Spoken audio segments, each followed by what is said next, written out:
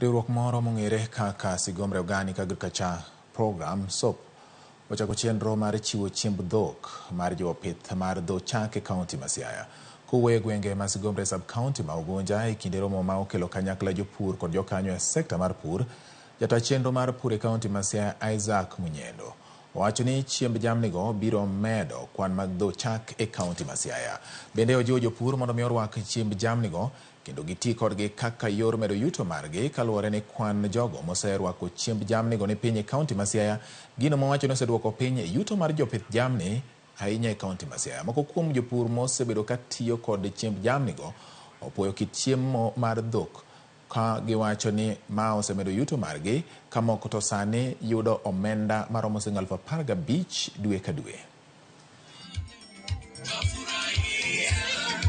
I have been a fodder farmer with this organization of SOP.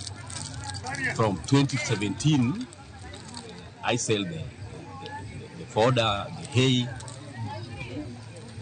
and at times I make as much as over 15,000 in a month.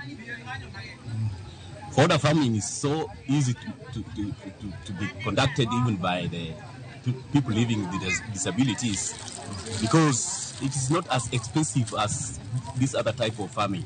We are holding the field day to encourage other farmers to join in sustaining a dairy production.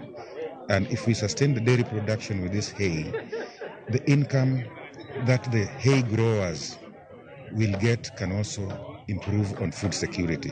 Because currently the group is producing only 20,000 bales annually, but this annual bales returns them about 5 million in 1 year. But our target is to reach up to 50 million. Therefore, that will encourage the income of the farmers along the dairy value chain.